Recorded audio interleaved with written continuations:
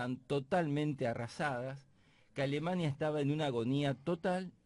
Entonces él desarrolla una teoría, que la verdad que fue muy magistral, de ganar el mayor tiempo posible para poder rescatar, ¿sí?, de las tropas alemanas que venían avanzando al resto o al exiguo ejército alemán y a la población alemán para que no quede bajo lo que sería el control soviético. ¿Por qué explico esto? Y acá viene una gran discusión de cuándo fue la capitulación. Porque en el momento que se firma una capitulación, ¿sí?, el punto es que los soldados en donde estén se tienen que quedar en ese lugar. ¿Me entiende esto? Sí, sí. Por lo tanto, si yo era un soldado alemán, ¿sí?, en mayo de 1945, depende la fecha que se firmaba la capitulación, me tenía que quedar en ese lugar fijo. Si ese lugar fijo era parte de la Alemania oriental, es decir, la Alemania con mayor cercanía a Rusia, mi ejército, mis soldados, iban a quedar bajo control, dominio y prisioneros de Rusia. ¿Se entiende? Por lo Totalmente. tanto, Donetsk desarrolla toda una estrategia para poder comenzar a desarrollar, ¿sí?, las tratativas o las conversaciones de capitulación, ¿sí?, de una manera del mayor tiempo posible, estirándola para darle lugar y darle tiempo que la mayor cantidad de población alemana civil que se encontraba de la parte de Alemania Oriental y restos del ejército alemán que se encontraba en la parte de Alemania Oriental puedan trasladarse por sus propios medios hacia la zona más occidental posible, que era la zona del control de las tropas aliadas, que por lo tanto ellos consideraban, y no se equivocaban, que iban a tener un trato más benévolo. Ujú. Tuvimos ahí un problemita con el audio, le agradezco mucho a Leo, a la gente que nos está apuntando a través de las redes sociales, porque, bueno, tuvimos un inconveniente, ahora nos están escuchando bien. Ahora nos están Ahora escuchando nos bien. están escuchando Espero que la bien. introducción haya salido, pero bueno. Sí, una parte me parece que se quedó, pero de todas formas Yo ya lo repito vamos mucho. a... Sí, Yo repito. estamos en contexto. Entonces, cuando nosotros hablamos de la capitulación alemana, ¿sí?, y tenemos que fijar una fecha precisa, nosotros nos encontramos en la historia que en realidad hay prácticamente tres fechas distintas de la capitulación Según quien alemana, cuente la historia, según quien cuente la historia. En realidad, normalmente, la fecha que se toma, y ahora sí vamos a ir a una imagen, es la capitulación del 8 de mayo. Medianoche del 8 de mayo, en Berlín, que es la que estamos viendo. ¿Quiénes son que es la que estamos esos viendo, tres nosotros señores que ahí están estamos ahí? viendo, ¿sí?, fundamentalmente en que está en la imagen central, es el mariscal de campo Keitel Wilhelm, ¿sí?, que es, dentro de las tropas alemanas, el cargo más importante que quedaba todavía después del suicidio de Hitler. Y es quien, ¿sí?, realiza, ¿sí?, la capitulación más oficial o más formal frente a los que serían los rusos, representados por el general más importante, que vemos en esa imagen, que era el general Zhukov, y frente a los norteamericanos, en ese momento representado por el general Spaatz. Obviamente estaban los representantes también del Reino Unido en Que Francia, son, deben ser los que están atrás. que son los que Que están del otro dicen, lado de la foto, digamos, ¿sí? Lo importante es que esta capitulación, ¿sí?, se hace no en cualquier lugar, se hace en lo que se llama la Escuela de Ingeniería Militar de la Wehrmacht, ¿sí?, que es la imagen número 4 que nosotros vamos a ver ahí, que hoy es un museo, ¿sí?, se llama el Museo Germano-Ruso Berlín Karl-Loesch.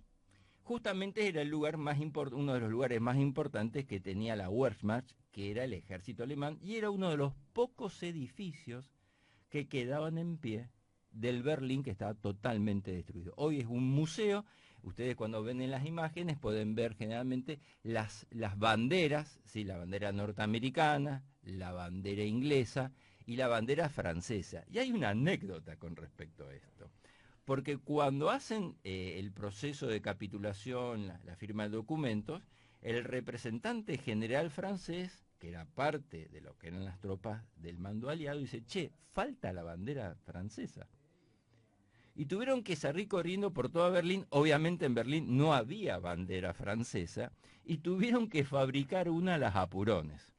La cuestión que entre el problemita de que no estaba la bandera francesa y por lo tanto el representante militar francés dijo yo no firmo nada si mi bandera no está, y entre tener que transcribir los documentos de capitulación incondicional, es decir, se le obligaba a Alemania a una capitulación sin ningún tipo de condiciones y había que transcribirlo al francés, al inglés, al alemán y al ruso, el tiempo se fue demorando y llegamos prácticamente a las que sería casi las 12 de la noche. En realidad, prácticamente la capitulación se firma alrededor de las 23:30, 23:45, ¿sí? Hora local de Berlín, que para Rusia o Moscú ya era el otro día. Ya era el otro día, 9 de mayo. Por eso nosotros podemos ver en los noticieros internacionales actuales, ¿sí?, que para aquellos países que formaban el bando aliado, es decir, Norteamérica, Francia, Inglaterra, el día de la victoria, porque así se lo llamó, fue el día 8. En cambio, para lo que hoy es Rusia, que ayer se llamaba Unión de Repúblicas Socialistas Soviéticas, el día de la victoria es el día 9 de mayo, en donde hacen un gigantesco desfile, porque Rusia considera que si no hubiera sido por su enorme esfuerzo, ¿sí?, la guerra en ese momento no hubiera terminado. Y ahora yo te pregunto a vos, ¿tienen razón los rusos cuando plantean esto? A ver. ¿Son realmente los que terminan con el nazismo y con el Tercer Qué Reich? buena pregunta. Acá hay que tener un poco, y no me quiero ahondar mucho en tiempo, que sin el esfuerzo, ¿sí?, de los aliados, es decir, la enorme maquinaria industrial norteamericana, ¿sí?, el apoyo de las tropas inglesas, ¿sí?, todo el ejército inglés, canadienses, franceses y países de Latinoamérica como Brasil, ¿sí?, la capitulación alemana hubiera sido imposible, pero también hubiera sido imposible, ¿sí?, sin el avance del ejército rojo que venía tipo palo de amasar, ¿sí?, barriendo de lo que sería desde Moscú hasta Berlín todo el territorio. O sea, los dos tienen el mismo mérito. La diferencia es que Rusia siempre consideró que ella fue la que pagó la cuota más alta en sangre, no solamente civiles, sino de ejército. Y se calcula que Rusia perdió casi 27, mirá qué barbaridad, 27 millones de personas, de los cuales 11 millones fueron militares. Es una barbaridad. Y por el otro lado, ¿sí?, Alemania perdió alrededor de 6 millones y medio a 7 millones y medio de También, personas. cosa Otra barbaridad. Y Norteamérica, en lo que era el frente europeo, perdió aproximadamente 183.000 soldados, aproximadamente. Y en lo que era el frente del Pacífico, 108.000 soldados. Más o menos perdió 416.000 soldados. Que también es un montón. No civiles. Claro.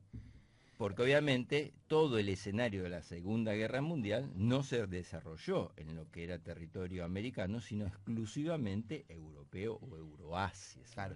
También pensaba yo que los rusos tienen quizá, si me permite, el doble mérito de haber sido los que frenaron el avance de las tropas alemanas. Bueno, ¿no? Sí, es si cierto. usted quiere, ¿no? Es verdad, y acá hago un paréntesis.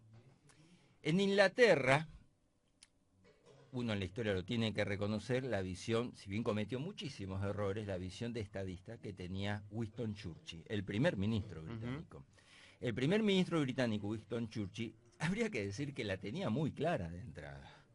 Porque Churchill decía, señores, no hay que invadir por Normandía, ¿sí? Lo que pasa es que los norteamericanos decían, mira, yo pongo el ejército, yo pongo la plata, yo pongo las armas, yo decido, quiera, ¿no? ¿sí? Él decía que había que invadir por la zona del Cáucaso, ¿sí?, si uno se ubica más abajo, ¿sí? De manera tal de, si uno invade por la zona del Cáucaso, entra por lo que sería hoy Ucrania, ¿sí? Impide el avance del ejército rojo. Si le hubieran dado la razón a Churchill en ese momento, lo que conocimos después como Unión de Repúblicas Socialistas Soviéticas sin duda no hubiera existido, porque él sabía perfectamente que durante el desarrollo de la Segunda Guerra Mundial, la alianza estratégica entre aliados y rusos iba a durar muy poquito. Y así fue. Duró muy poco, porque inmediatamente se firma los acuerdos de paz, la capitulación, esa alianza terminó. Claro, era como juntar el agua y el aceite. Exacto. Ahora, yo te dije, o sea, hay mucha discusión de cuál fue la capitulación. En realidad, esta fue la capitulación de corte político, la que se realiza en Berlín. Pero en realidad hubo dos más, que la gente por ahí no sabe. ¿Cómo dos más? Dos capitulaciones más. Yo en un principio te había dicho que el almirante Dönitz sabía que la capitulación era inminente, que había que rendir Francia para poder salvar lo que quedaba del ejército de la población y que tenía que dilatar lo más posible el proceso de capitulación de manera tal de lograr, ¿sí?, que la mayor cantidad de soldados alemanes y población alemana del lado de Alemania Oriental pueda refugiarse del lado occidental, que era donde estaban las tropas aliadas.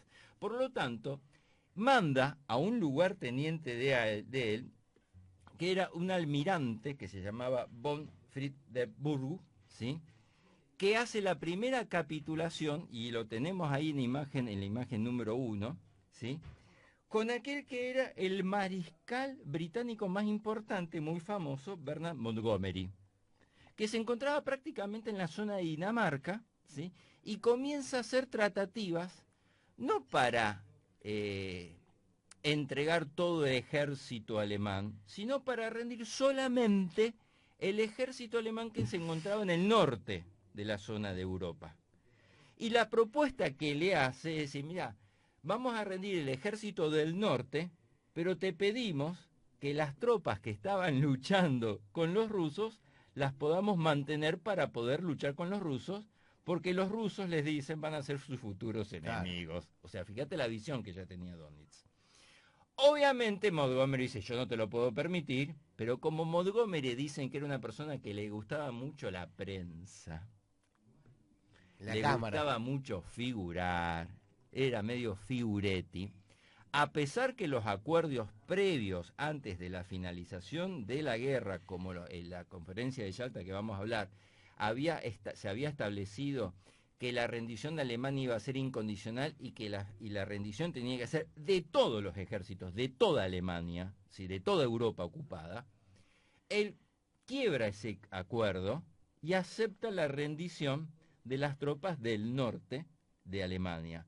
Y la hace en un lugar que, si ven en la foto, en realidad era una carpa de campaña, ¿sí?, y prepara fotografía, filmación, radio, que era el medio de comunicación más importante que había hecho, y sale como figurete diciendo yo soy el general aliado, el general británico, que recibo la rendición, ¿sí?, de las tropas alemanas, que en realidad solamente eran los ejércitos del norte de Dinamarca. Cuando se entera el general más importante norteamericano, que era el famoso Eisenhower, se pone re loco. Como diciendo, primero que no cumple lo que había acordado, porque el resto de las tropas alemanas seguían en pie de guerra, y segundo, este tipo es figuretti. Dice, acá lo que hay que hacer es lograr un alto el fuego total, porque a todo esto, ¿sí?, la guerra y esa terrible sangría de sangre continuaba. Así pasamos a la segunda capitulación, porque Dönitz, muy astuto, manda a otro enviado muy importante, que era el general Holt, flaco, alto, ¿sí?, a Francia, a Reims, al cuartel del alto mando aliado, donde estaba Eisenhower, a firmar la capitulación y a proponerle lo que yo te dije recién. Dice, miren, nosotros nos rendimos a ustedes, pero déjenos luchar contra los bolcheviques, los rusos, que van a ser sus futuros enemigos. Obviamente Eisenhower le dice, no, imposible. Si se rinden y se rinden todos. Pero Eisenhower, como buen hombre de armas, dice, hay que obtener un alto al fuego total. Entonces acepta la capitulación, que en realidad fue un alto al fuego total. Y nosotros ahí tenemos una imagen en donde está Eisenhower brindando. Primero tenemos la foto del general Hall, que ahí la estás poniendo en pantalla, ¿sí?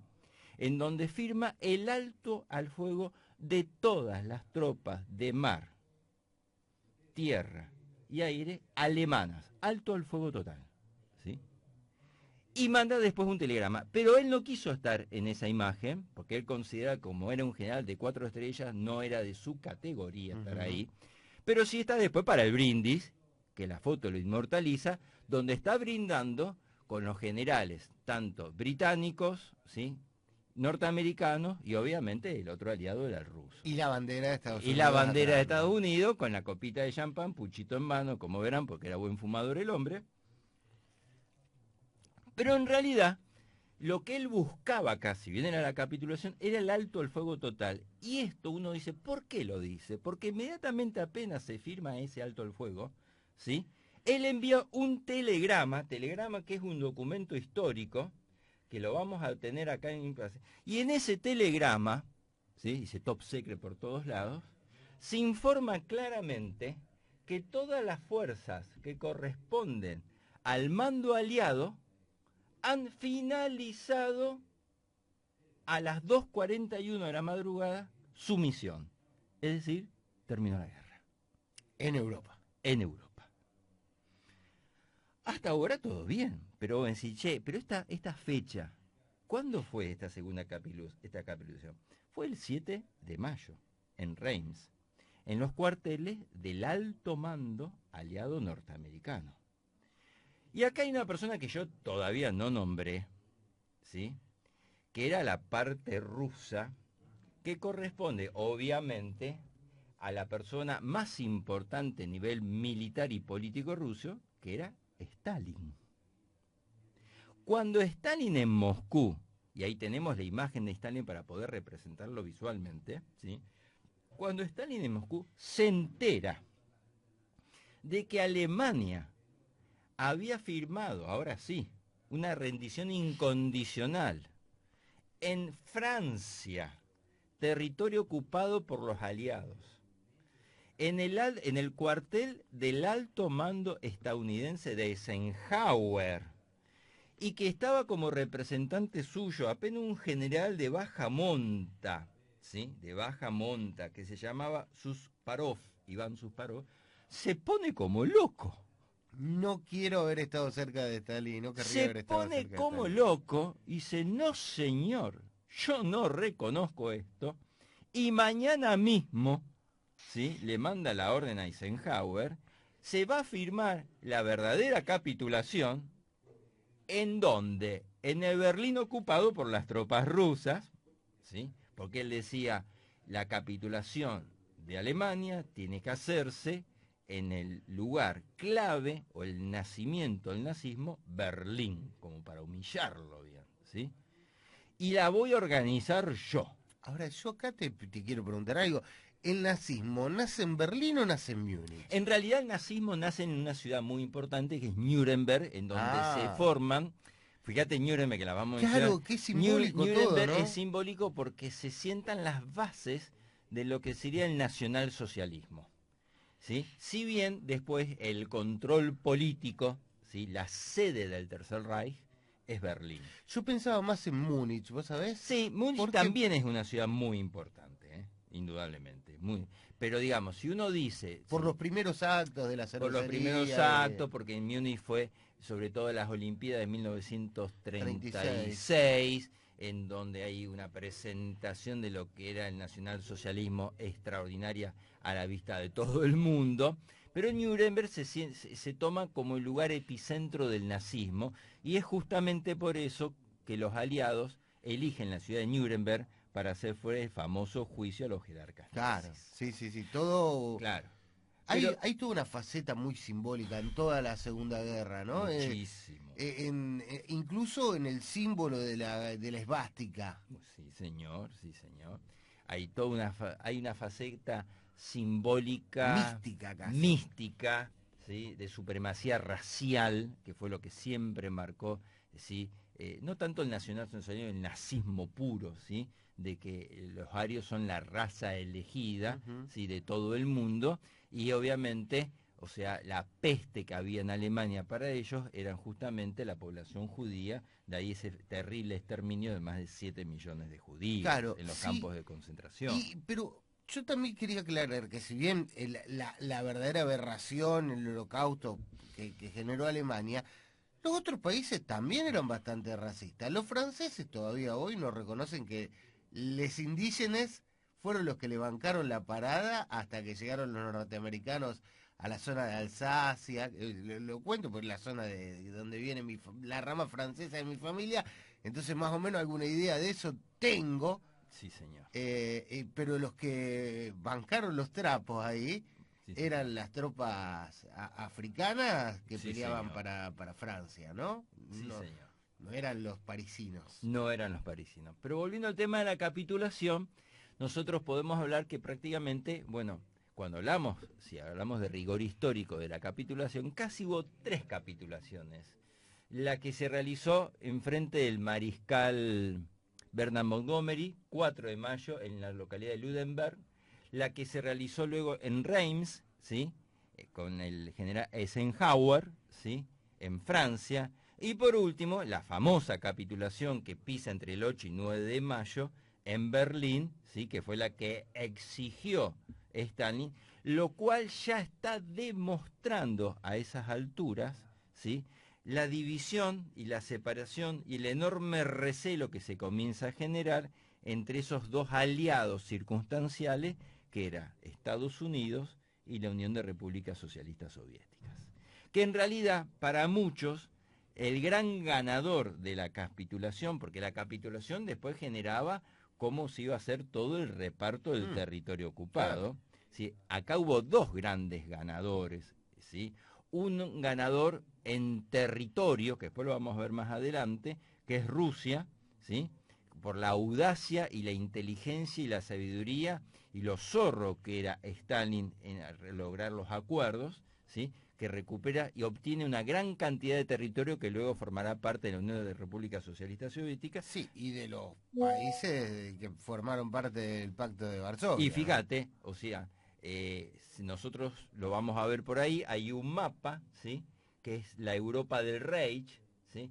El mapa de la Europa del Reich muestra el máximo alcance que tuvo, ¿sí? La Alemania nazi en la ocupación de Europa, ahí lo estamos viendo, en donde en el color rojo fuerte era lo que consideraba el territorio de la madre patria alemana sagrada, y lo que vemos con distintos colores más suaves de rojo eran los países ocupados militarmente en plena guerra por el ejército alemán y los países satélites. Prácticamente casi toda Europa estaba bajo el yugo de la Yo te quiero suástica. preguntar algo que me llama mucho la atención y que nunca termino de entender del todo, porque veo ahí pintado medio clarito a España. Bien, Y me interesa saber, porque si bien Franco ideológicamente, un tipo que era cercano, si se quiere, en su sí concepción señor.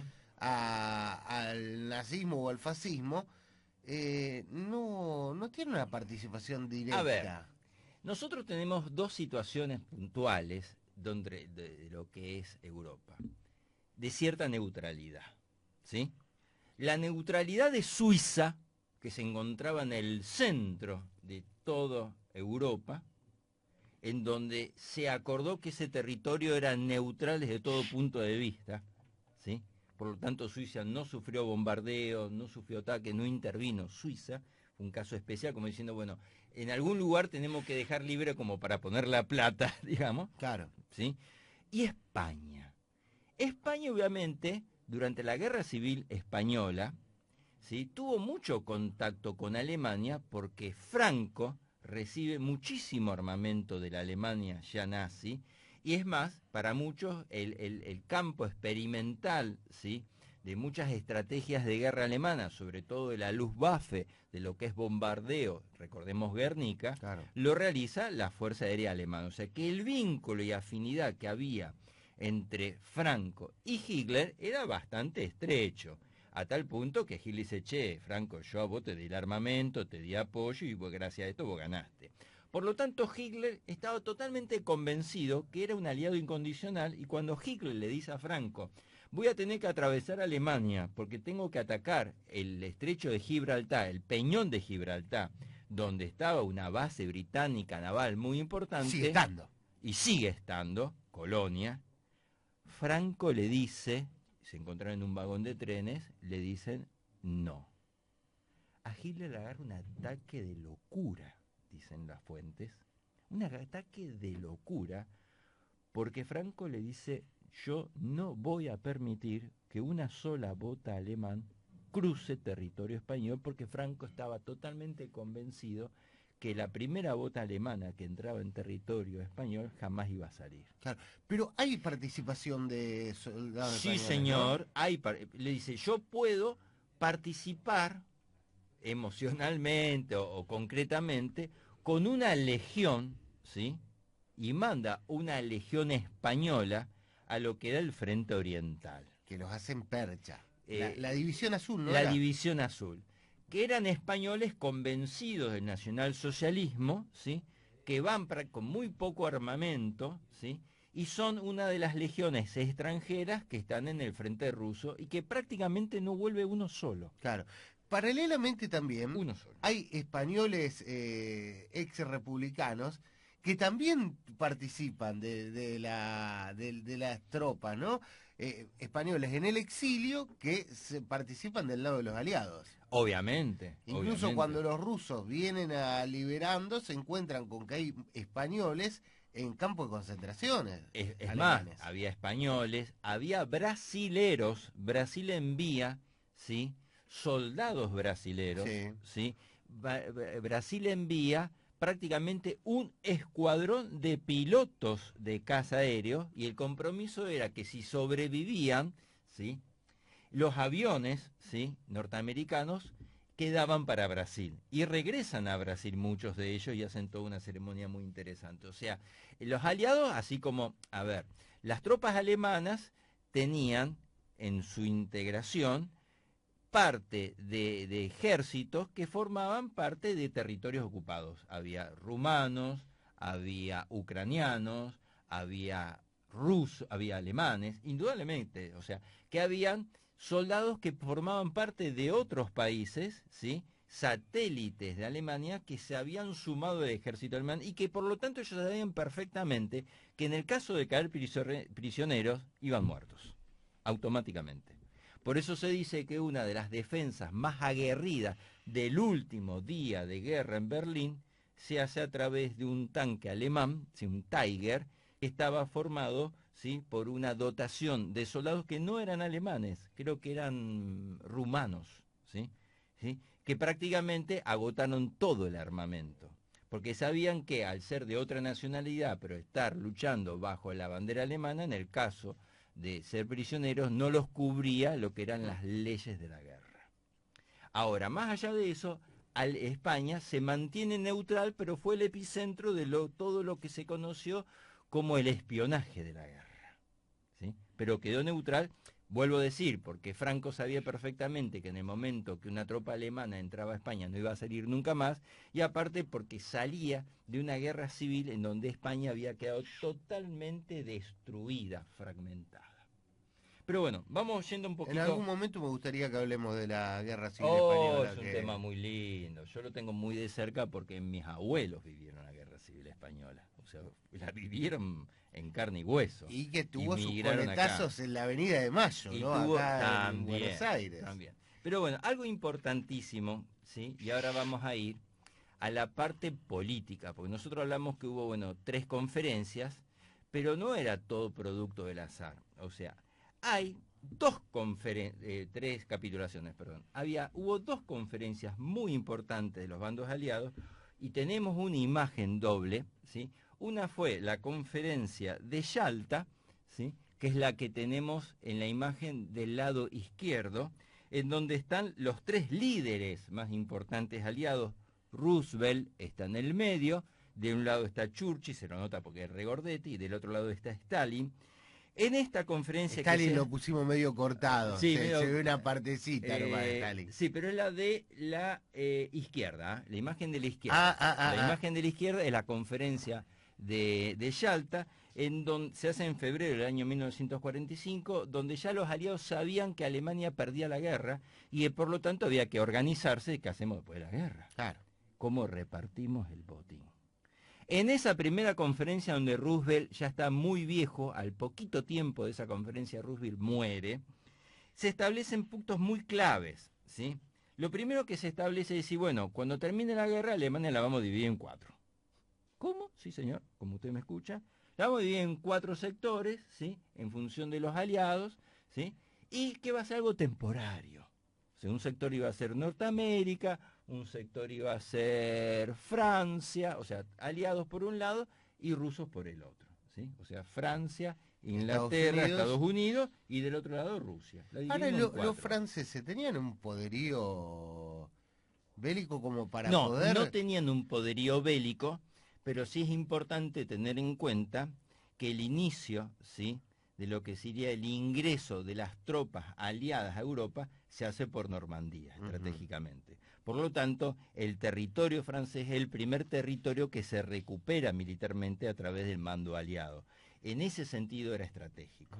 Pero en realidad aportó muy pocos hombres, ¿sí? Muy pocos hombres y nulo material militar, porque en realidad la industria militar francesa no existía.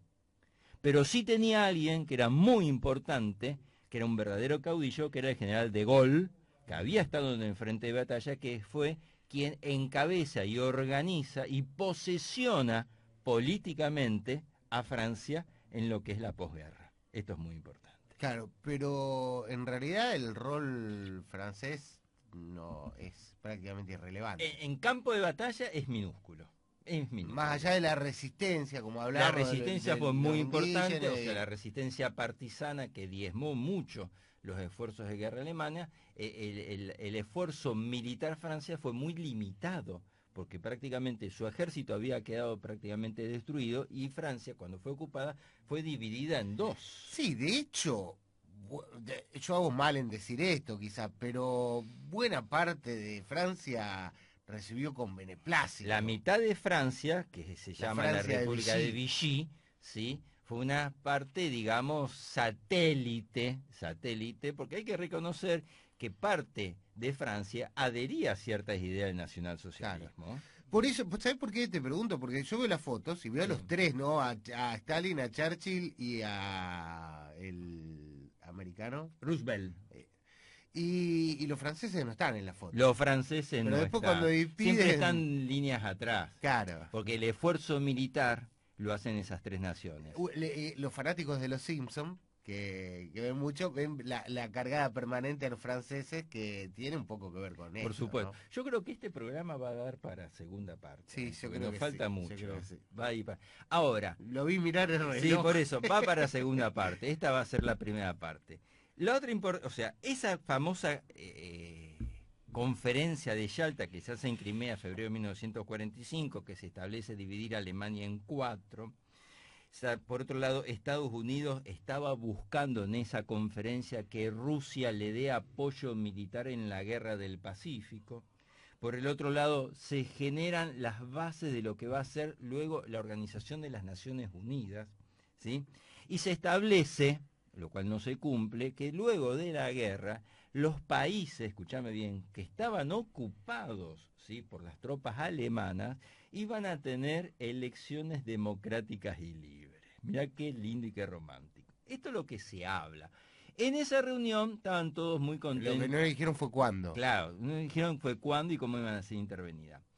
Cuando cae Alemania, ¿sí?, en mayo, se hace la otra conferencia, cuya foto está del lado de la derecha, en donde se reúnen Stalin, el gran vencedor, vestido de blanco, Churchill, que ya se lo ve agotado, ¿sí?, y en el medio no aparece Roosevelt, aparece Truman, porque Roosevelt había fallecido y Truman era su vicepresidente, que hasta el momento no había tenido prácticamente ningún mérito político.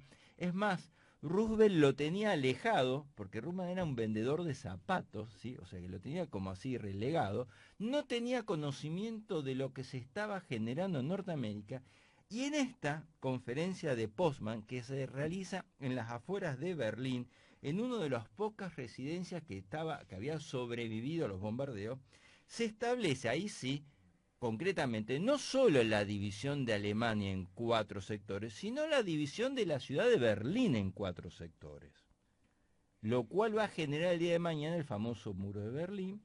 Se establece también algo fundamental, es que terminada la guerra hay que hacer un proceso de desnazificación que no solo implicaba juzgar a los cabecillas del régimen nazi, sino que toda, y lo repito, toda la población alemana tenía que pasar por un examen y un control de unos formularios especiales en donde se analizaba si había tenido participación voluntaria o no con el régimen nazi y qué rol había tenido, y en función de eso se la categorizaba, ¿sí? ¿Sí? De acuerdo a su peligrosidad o no. Eso implicaba todo un proceso de desnazificación de ideología del nacionalsocialismo, y también se establece que Alemania no tenía que tener ningún desarrollo, ni siquiera industrial, por temor a que vuelva a pasar lo que había pasado en la Primera Guerra Mundial. Pero obviamente esa reunión, dicen los testigos, fue una reunión de muchísima tensión entre los dos grandes poderosos que estaban ahí, que es Norteamérica con Truman y Stalin con Rusia. Y en realidad, si uno ve la foto, lo ve a Truman muy sonriente. Pero no estaba sonriente solamente porque sabía que ya la guerra había terminado y que ellos eran parte de los grandes ganadores, sino porque Truman le habían mandado un telegrama ultra secreto, ¿sí? Tenía una carta bajo la manga y le habían dicho que en el desierto de los Álamos, el famoso proyecto, si no me equivoco, Manhattan, ultra secreto, de la construcción de la bomba atómica, había dado resultado exitoso con la explosión de un artefacto atómico llamado Trinity. Por lo tanto, Truman sabía que tenía un arma poderosísima, que en realidad ni siquiera él sabía cuál era el alcance de ese arma, que había sido fabricada con el objetivo de derrotar a Alemania, ¿sí? Pero Alemania cayó antes, y que ahora tenía un arma muy poderosa para usarla en el Pacífico. Lo primero que hace Truman cuando llega a la conferencia, se lo dice a Churchill, que era su aliado más afín, porque siempre Norteamérica y Inglaterra fueron aliados muy estrechos. Y Churchill le dice, cuando tenga oportunidad, dígaselo a Stalin, cuando usted vea el momento oportuno, como para decir, tengo algo, no solamente como para terminar la guerra del Pacífico, sino para decir, ni se te ocurra avanzar con tu interés comunista sobre Europa. Entonces, a partir de lo que es la conferencia de Potsdam, cuya imagen, vuelvo a repetir, está en la derecha, muchos historiadores dicen que a partir de esa conferencia, que se dio entre julio y agosto de 1945, comienza la Guerra Fría. La guerra entre las dos grandes superpotencias, que va a ser Norteamérica por un lado, Rusia por el otro, porque Rusia al poquito tiempo, después lo vamos a ver, también obtiene la bomba atómica. Y hay algo curioso, yo no lo puse en imagen, en plena conferencia, mira cómo son las cuestiones de la vida, hay elecciones en Inglaterra, del Parlamento. Obviamente Churchill, partido conservador, se presenta en las elecciones. En Inglaterra hay dos partidos hasta el día de hoy, hace poquito hubo elecciones, laboristas y conservadores. A pesar de ser el artífice de la victoria del día D, Churchill, vos fíjate qué curioso, pierde las elecciones. ¿Por qué? Pierde las elecciones porque muchos decían que no estaban de acuerdo, porque obviamente la guerra había generado un desgaste económico terrible, terrible, porque dentro del propio gabinete Churchill tenía sus enemigos y porque Churchill decía, señores, si bien terminó la guerra continúa porque el enemigo ahora es Rusia. Y nosotros no podemos estar aliados de Rusia. O sea, Churchill siempre, digamos, la tuvo clara que más allá de todos, el enemigo bolchevique, el enemigo ruso, comunista, estaba presente. En ese sentido tenía algo de razón. O sea que no solo podía darle sangre, sudor y lágrimas, sino que también tenía una cabeza importante. Y el Partido Laborista, que era un poquito, no digo, no se puede hablar de socialismo acá, pero el Partido Laborista que decía que vamos a hacer la paz. Entonces, en las últimas fotos de la conferencia de Postman, Churchill no está.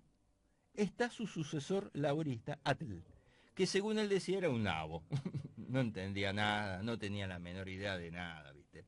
Pero fíjate cómo son las contradicciones de la historia, porque aquel que había sido el artífice de la victoria, que había mantenido unida a Inglaterra en los momentos en donde Inglaterra estuvo a punto de ser invadida por Alemania, en el momento de la victoria se lo premia con una derrota electoral.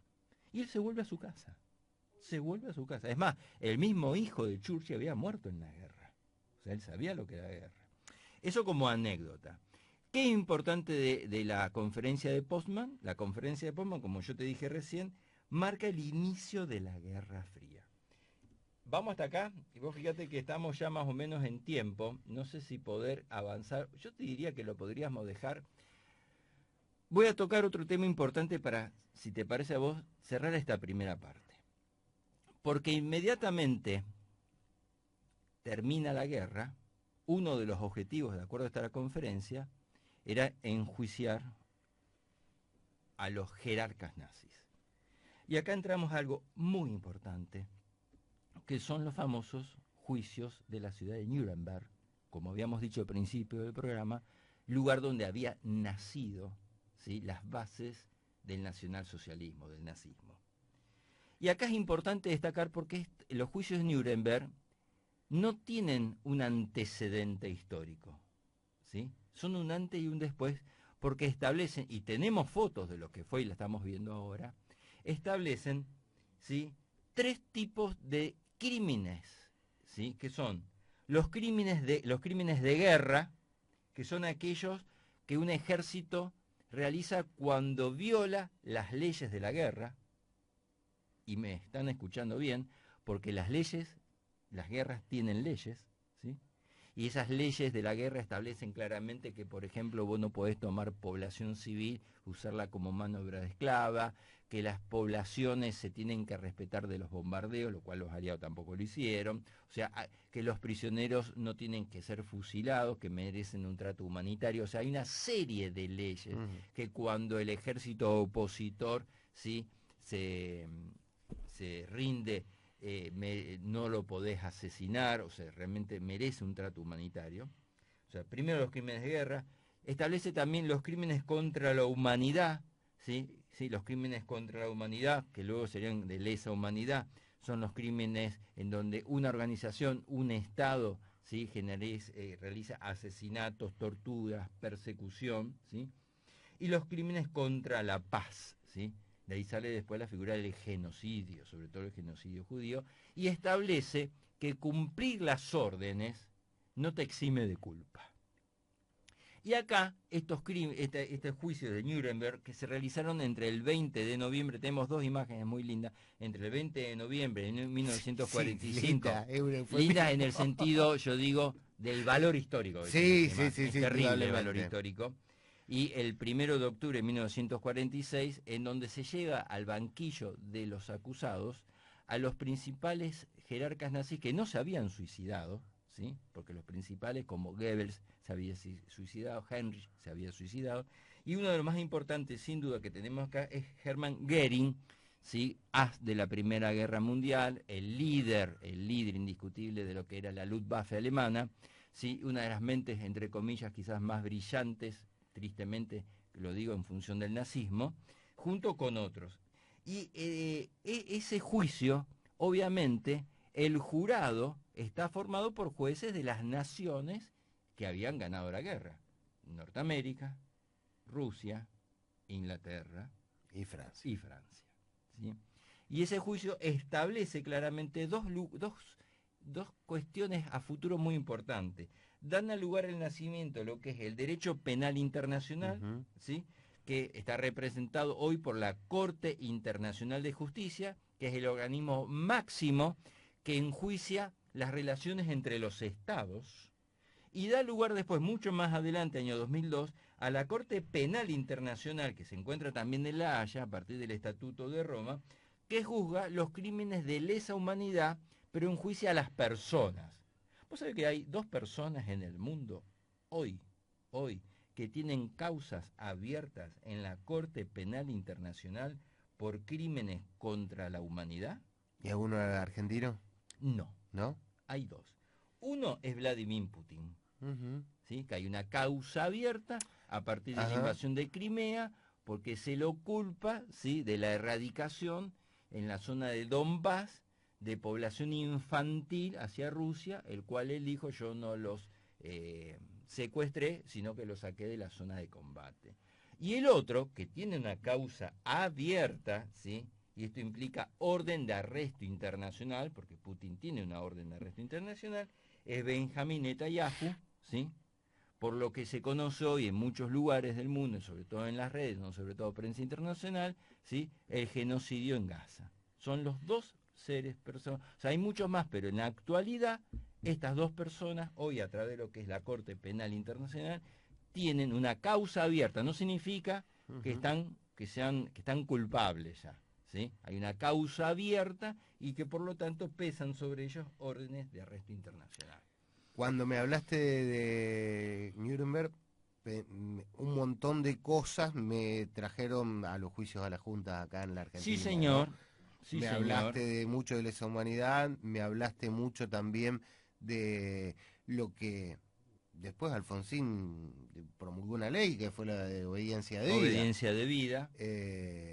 Y otras cosas como encuentro muchos paralelismos, si se Sin quiere. duda.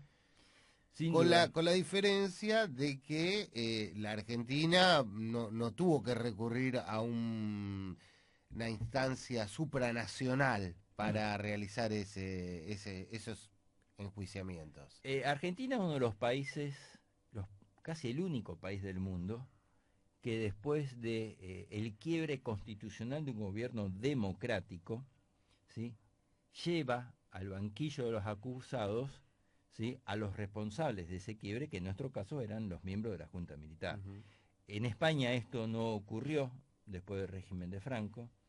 En Chile, vamos a un lugar muy, muy cerquita, en Chile hasta el día de hoy los chilenos están esperando también, ¿sí?, el juicio de lo que fue el régimen de Pinochet, que hasta el día de hoy no ocurrió en absoluto. Argentina es uno de los pocos países. Sí, incluso un país que incluso tiene una fama de constitucionalismo más grande que la nuestra, que es Uruguay. Uruguay Tampoco ha podido juzgar a los genocidas, a los artífices de su golpe militar, de sus dictaduras, que también hay que decirlo, fueron más dicta blandas, no fueron tan duras como la de acá, aunque si nos escucha, después de escuchar nuestro amigo Pedro, que se comió un montón de años en Cana, en Montevideo, que siempre él después ve los programas y me va a retar, pero comparado con lo que fue la represión acá en la Argentina, Uruguay fue mucho más light, si se quiere, pero tampoco tuvo después la respuesta, la democracia no le dio esa respuesta a los uruguayos, aunque ha gobernado la izquierda, incluso una izquierda, gente que perteneció a una izquierda muy radicalizada en su momento, como Pepe Mujica. Pepe Mujica, estaba pensando. Sin embargo, no tuvieron, no sé si la valentía, porque creo que deben haber también querido, pero no tuvieron el poder político. Claro, el poder y fíjate, político para Chile. hacer la decisión política que por algún motivo no. Claro. Pero bueno, yo creo que, no sé si te parece a vos, yo dejaría en esta primera parte, porque nos queda muchísimo bajo el tintero. Creo que la primera parte analizamos un poco las consecuencias inmediatas de la capitulación alemana, los entretelones de la capitulación alemana, porque vuelvo a repetir, para los aliados la capitulación y el día de la victoria es el 8, para los rusos el día de la victoria es el 9 de mayo, ¿sí?, que hubo un ida y venida de capitulaciones, lo que implicaron 2 conferencias tan importantes como Yalta y Potsdam, la división en 4 sectores de Alemania y la división de 4 sectores de la ciudad de Berlín, y eso nos queda en tintero el tema del muro de Berlín, la importancia de los juicios de Nuremberg, ¿sí? Hasta el día de hoy, con la trascendencia de la generación del derecho penal internacional, con la Corte Internacional de Justicia y de la Corte Penal Internacional hasta el día de hoy,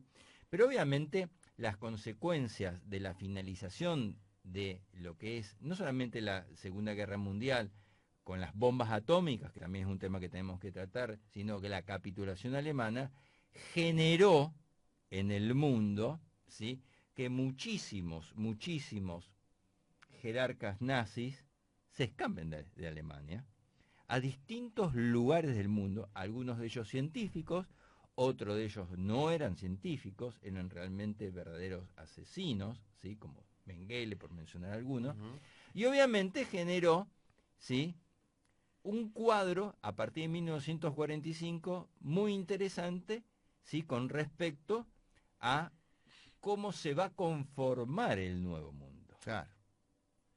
Y qué posición también va a tomar la Argentina. Para hablar un montón. Exacto, tenemos un montón. Entonces, si te parece bien, sí, dejamos acá, a partir, finalizando los juicios de Nuremberg, para nuestra segunda parte del programa, que sería el próximo sábado. Me encantó el programa de hoy, nos quedó un montón de cosas en el tintero. A mí me quedó decir algo más, si me permitís rapidito. Sí. Que mucho se habla de los jerarcas nazis, de los técnicos, y hay que decir también que los dos grandes ganadores, que eran Estados Unidos y la Unión Soviética, como lo contaste recién, y Rusia, se peleaban por llevarse a los científicos nazis, ¿no? A los científicos no tengan alemanes. la menor duda. Que alguno también vino para acá, y el desarrollo que tuvo Argentina. ¿Cuántos vinieron para acá? Vamos a hablar seguramente. Vamos a hablar de eso, vamos a hablar también de Mar del Plata y los submarinos alemanes. Vamos a hablar de muchos de esos temas. Pero lo dejamos ahí. Lo dejamos ahí. Muchas gracias por habernos acompañado. Nosotros vamos a estar el sábado que viene, a las 10 de la mañana, con una nueva edición de este programa que se llama Historias, Mates y Algo Más, en donde nos dedicamos a tomar unos ricos matecitos y charlar un poco de algo que nos gusta mucho, que es la historia. Che, no la nombramos a Mónica, que estuvo ahí manejando los controles de la operación técnica. Y con Mónica nos está acompañando como operadora técnica. Que aparte dio el visto bueno a la yerba que tomamos hoy, me hizo en un momento que estaba bien, así que bueno. Ella me decía, che, ¿no pueden traer factura? Y digo, mira, Mónica, si nosotros tenemos factura, no podemos hablar. Sí. Lo que pasa es que ella, como está acá ya, tiene esa posibilidad de comer. Y bueno, algo. Pero puede traerse. Ella puede traerse, sin duda. Y no es muy, para estar en cámara comiendo factura, no es. No, queda flojito. Sí, queda flojo. Nos juntamos en la pre-edición y ahí tomamos un cafecito. Muchas gracias, Hasta Fernando. El próximo sábado, segunda parte de lo que es la capitulación alemana, causas, consecuencias y entretelones.